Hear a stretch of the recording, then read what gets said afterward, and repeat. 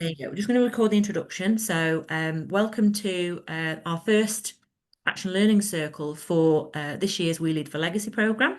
I'm Nicola, one of the kind of delivery partners in this at Flourish Together. We've got Anna, who works alongside us, coordinating and supporting a lot of the programme delivery.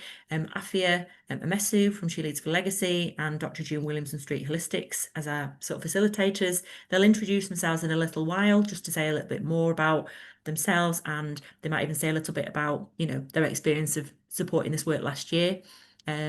So without further ado, what we're looking at tonight, this is an additional element to the programme. So you're all on these programme days.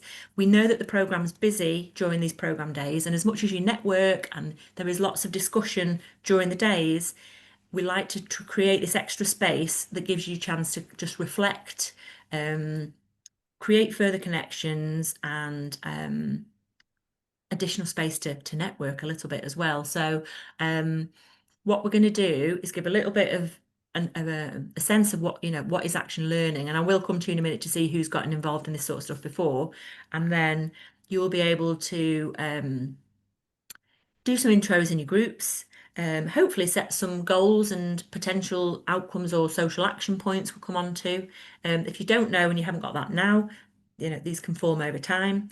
And the whole point of these groups, although tonight's slightly different, is to help you troubleshoot in the round. You'll already be hopefully troubleshooting and program days, having candid conversations. Some of you may even have met up outside the program to sort of act as a sounding board or connect with one another and help, collaborate, whatever you may be doing. But this space is specifically for troubleshooting, problem solving, and using action learning as a method to do that. At the end of the session, we are just going to remind you that we're at that midterm evaluation point and look at some programme updates. So that's what we're covering this evening.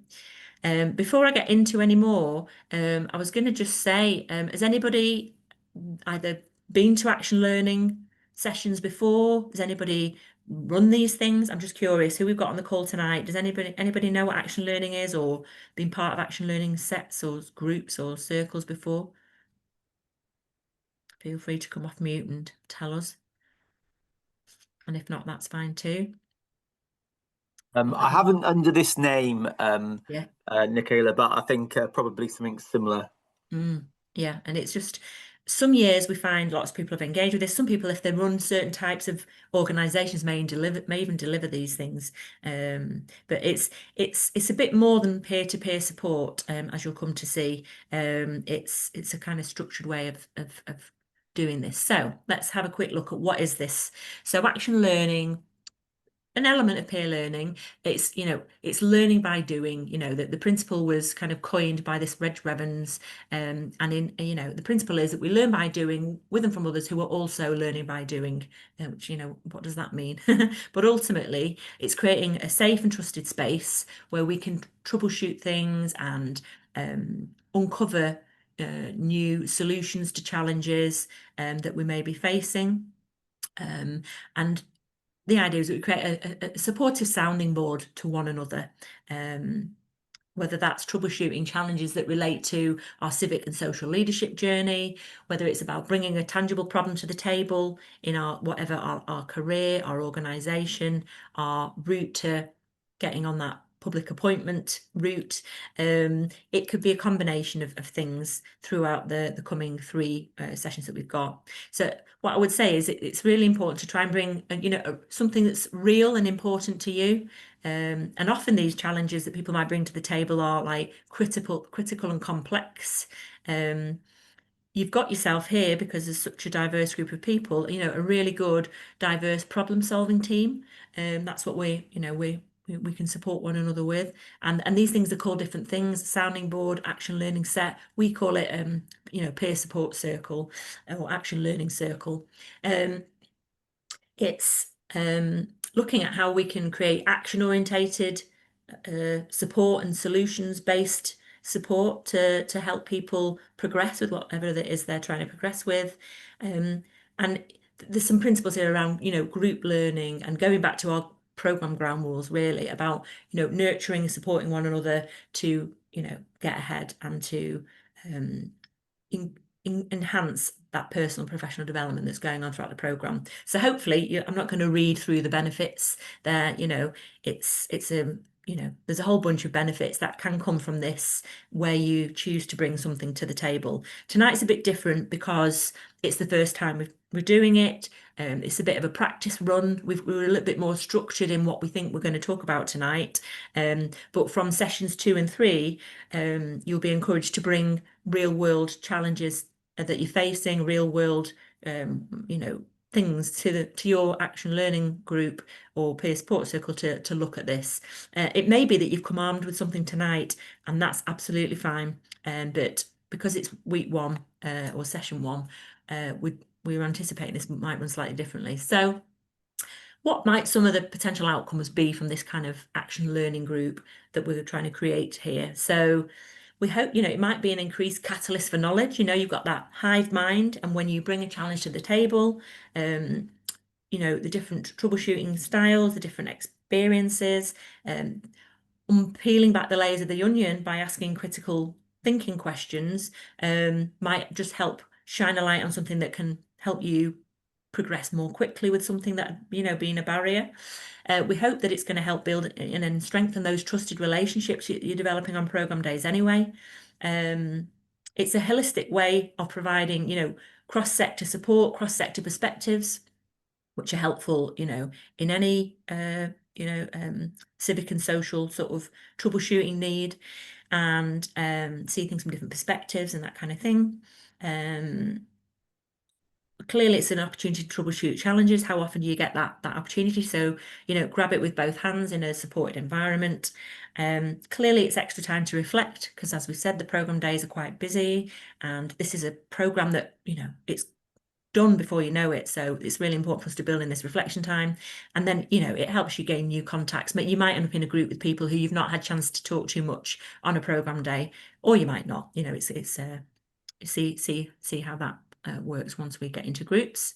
So I'm just going to run through. We're not going to do all of these on this program, but for anyone who knows what action learning is, or they may have come across it before, there's different ways of doing this stuff. And I'm just flagging up here that there's different formats for doing this.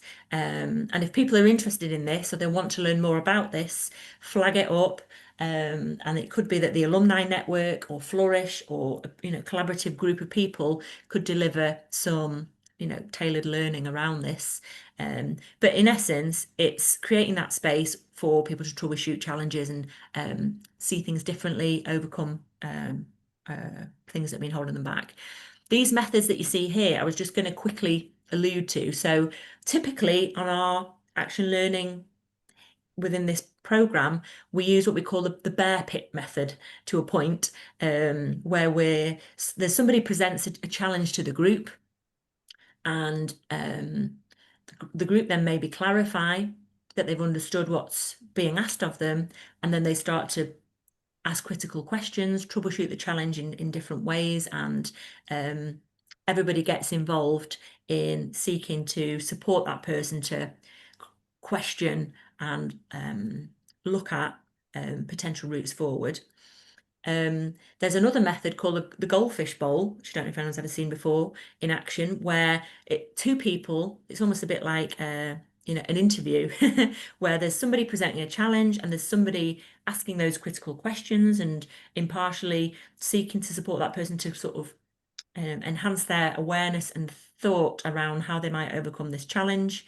And the rest of the group keep stum and listen in to this conversation. You're almost looking into the goldfish bowl where you are listening. And usually when the goldfish bowl technique is done and used, although the presenter and the questioner will have this discussion, everybody learns and observes from what's being said, but actually those people who are observing get some time within that action learning group to make their own reflections and observations as observers, because something as subtle as body language, something that might be an elephant in the room that hasn't been discussed between the presenter and questioner, can create some other light bulbs and some other thought-provoking discussion. So that's a different principle for running action learning.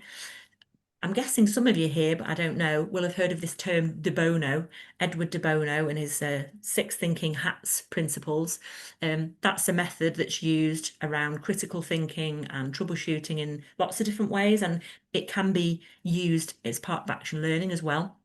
And it's a good one where it forces people to think differently and act differently and change behaviours and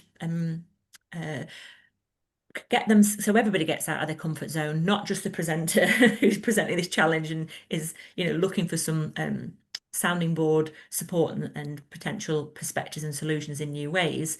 Everybody around that table is likely to have been put in a role to think in a certain way. They might be thinking more critically and more negatively. There might be somebody who's ever the optimist. There might be somebody who's thinking very creatively. There might be somebody who's thinking purely from a kind of, well-being and a holistic point of view. And so it forces you to ask questions in a particular style, in a particular way that may or may not be your normal style to help tease out the challenge further than it otherwise would have been. So that's that level principle. And then there's this constellations principle, which is a holistic way of troubleshooting. And June is going to talk a little bit more about that because that's her forte. And those in June's group will experience that as well. So hopefully that gives you a flavour for what is this world of action learning. If I'm honest, through this programme, so we don't overcomplicate it, we are just going to stick with some simplistic ways of action learning and troubleshooting in the round, rather than given a format that you might have to think too hard about when it's the end of the day, and you just want to connect with your peers, troubleshoot a little and see how those connections and those ideas help you progress in your own pathway. But what I will say is, whatever methods end up getting used, and each facilitator will look at things slightly differently, it's a great way to enhance your listening skills, access reaffirming and hopefully inspiring and potentially challenging thoughts and suggestions as to how you might overcome what you're doing. You might end up revisiting things that you'd written off because of the way you're being asked certain questions. It's might be a way of mapping ideas.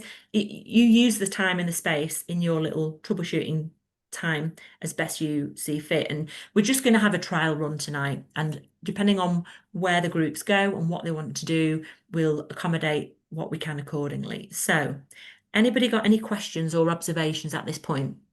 Just while I don't want to feel like you're being talked at here, and somebody might have some experience or some questions that they wanted to just flag. Hopefully I'm not boring you or baffling you, but it's a really interesting way of troubleshooting, and helps create conversations that you don't ordinarily have. And they're tools that you can take into your workplace and take into your organisations or into your community to help with different troubleshooting situations. So feel free to either ask questions in the chat or flag something up. So I'm moving on if no one's asking me anything, because I want us to get some time to actually do this. And for the subsequent sessions, we won't have all this backstory. And when we come into the room, we'll be getting, bar a little bit of introductions and what's been happening for you, and some, share some highlights or whatnot. We'll be getting straight into action learning groups, troubleshooting challenges, and so on. So the next two sessions will be all about that. What we're suggesting we do tonight, but different groups might do things ever so slightly differently depending on what the needs of that group are. We're suggesting that, we'll, ask some critical questions to help you think about your civic and social action goals in the next 6 months. You're on this programme, you've been questioned through your action plans at the end of each day and learning things along the way. Right now for you, what are your goals between now and the end of the programme? How you feel you're getting in achieving these things, perceived barriers and constraints, and what you might need support with. And then by exploring that together, it should then flag up some possible options for things to look at and things to troubleshoot again.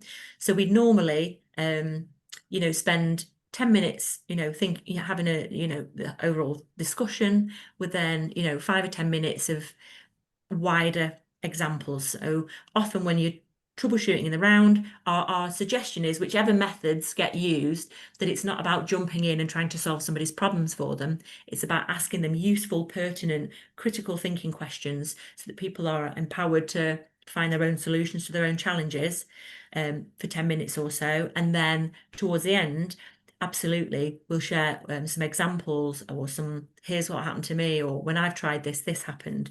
And, share that knowledge and, and wider options, wider examples. And then there's a bit of time, for further feedback from the person who's been doing the troubleshooting to just talk about how that experience was for them, what's been useful, what are the key takeaways, and, you can all hold them to account, ready for next session in principle. So it will all make more sense when we start doing it, I guess, is the principle. And we will send these slides and the critical thinking questions again to you for next time so that you can come with a little bit more prepped thought and homework if you need to make the best use of the time. But this session is about creating the context, giving it a go, and then you've got 2 further sessions on this to dig into things in a bit more depth. So hopefully that's going to be useful tonight. Just quickly, I'd like to just move on to just highlight what our facilitators' roles are here. So I've highlighted who they are. They're going to say hello in a moment and just, let you know a little bit about them and maybe reflect on last year and what was been beneficial in these groups last year. We're here to facilitate the space, hold the space, keep time and support the groups to try action learning methods that I think are going to work for them and use these critical thinking questions to tease out challenges where possible and where we can, although we're not really there. It's not our role to be providing advice in these sessions, but where it's appropriate in those shared experiences and shared examples, something might come to mind, just like with your peers, where some additional information, contacts or signposting might be relevant for whatever topics come up, and they can get involved in a little bit of that. We'll be encouraging you, to set tangible goals, outcomes and action points, so that you can make that progress over the coming months. And who knows, this is just a suggestion, but if where action learning groups work well, and if you wanted this sort of stuff to continue, there's no reason why beyond this, your action learning group could continue to pick up the baton and meet in person or create your own online peer-to-peer discussions in this method.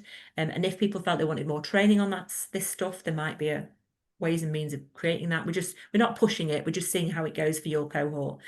And yeah, we'll be listening in and picking up on themes that we can use to enhance further support, either through the alumni network or through the programme. But what we will say is these discussions are private and confidential. We'd suggest Chatham House rules apply, if you know what that means. What stays in your action learning group is in your action learning group. We're not recording any action learning groups. We're just this context setter, and your discussions are your own. You take your own notes, and it's you use that time as best you can for what you want to gain from it. We might come and check whether there's any questions in a minute before we get into groups. But first of all, I might just come to colleagues just to say hello and what they did last year. I might come to you first, Anna, just because you're next to me, just to say, I think people have met you, they know who you are. Do you want to just talk about how you got involved in this last year and what might be useful? Yeah. So obviously I help coordinate the programme because I pester your inboxes regularly with information. But yeah, these are really helpful, not only for, like Nicola said, troubleshooting issues, but also making some really nice connections. And that happened last year within the group. So that was a really positive sort of outcome. And yeah, it's good to have that in-depth discussion away from the programme days. Really. Absolutely, and candid conversations and thinking things through. So absolutely. Afia, any thoughts for you and on this? Yeah, so I thoroughly enjoyed the sessions last year just because I think you don't realize your blind spots and what you could work on or what opportunities are available to you until you've been in a group of people from different walks of life. And so I would really come to these sessions with ideas that you want probing, and because people bring insights and revelations that can be so useful. After one of our sessions last year, one of our cohort members actually decided to quit her job and do an MBA, because she realized that in terms of like, as a stepping stone to what she really wanted to do, she'd need that qualification. And that came through a suggestion in the active learning group. So come with an open mind, come ready with ideas, but also come with, I guess, a listening ear. Be willing to receive different comments, different feedback, and open yourself up to possibility, because you really could unlock some new potential. Great suggestions there, Afia, and absolutely. And we probably haven't stressed enough, sometimes this isn't for the faint-hearted, and that's why we're not doing, big bear pit methods, or what was I going to say, or the de bono stuff. We're not getting into the nitty-gritty of that kind of more academic methods of action learning, but we are giving you that space to be challenged and be supported and be open to new ideas, because you do what you've always done, you get what you always got. So, by having these different conversations and perspectives, it just might help nudge things along, create new light bulb moments, and deepen connections, really, like Anna said. So last but not least, June, do you want to give your perspective on this, and also perhaps say a bit about the constellation stuff? Yeah, sure. Hi everyone. Good to see a few faces.